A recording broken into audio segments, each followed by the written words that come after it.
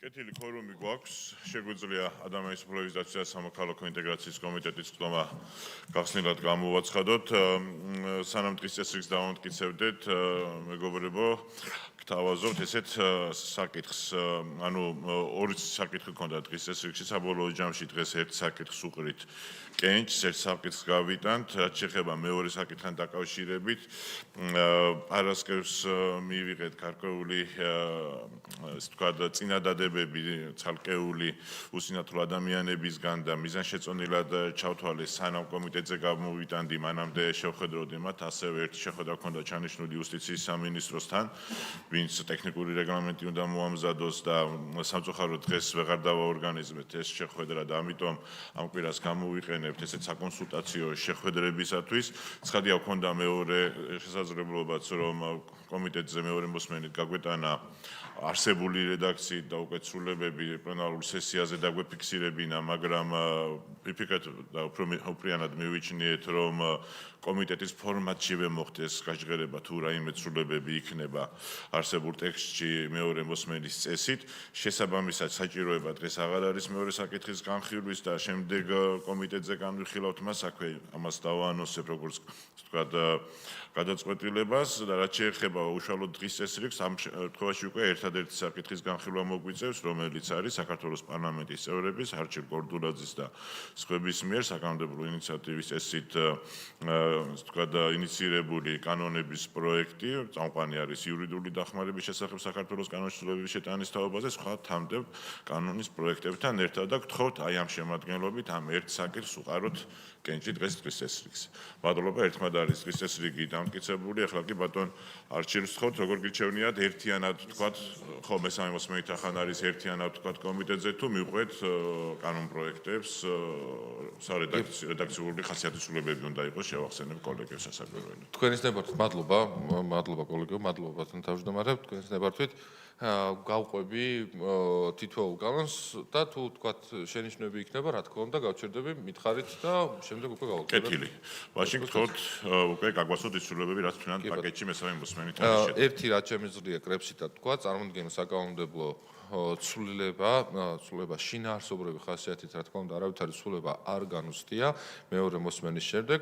აქ მხოლოდ მოხდა ტექნიკური დაზუსტებები რედაქციული თვალსაზრისით, რომელიც შემოთავაზებული იყო ჩვენი საქართველოს პარლამენტის იურიდიული დეპარტამენტის მხრიდან და კიდევ ერთხელ მათ გადავუხდი მადლობას ადამიანებს, რომელთა შრომაც ჩანს მხოლოდ უკვე საქართველოს პარლამენტის მიერ მიღებული შესაბამისი საკანონმდებლო აქტებით და ძალიან მნიშვნელოვან როლს ასრულებენ, რომ გამართული იყოს როგორც პრინციპებიდან გამომდინარე, ასევე რედაქციული თვალსაზრისით და ერთგვაროვანი ტექსტი იყოს ხოლმე მიღებული და კიდევ ერთხელ მადლობა მათ ამ საქმისთვის.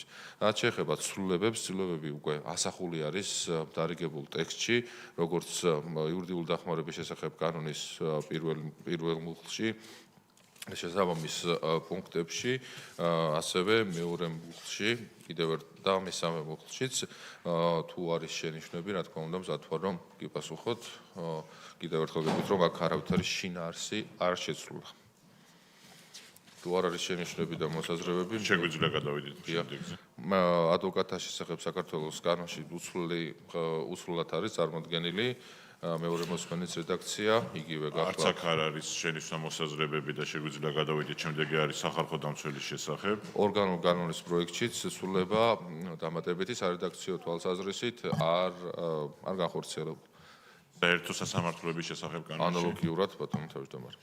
ამ პაკეტში ბოლო საკითხი არის საქართველოს პარლამენტში ცვლილებების შესახებ, აქ თუ არის რაიმე სახის არც რეგლამენტის პროექტში არ განხორციელებულა დამატებითი ხასიათის ცვლილებები. როგორც ჩანს, არც კითხვები და შენიშვნები არ არის.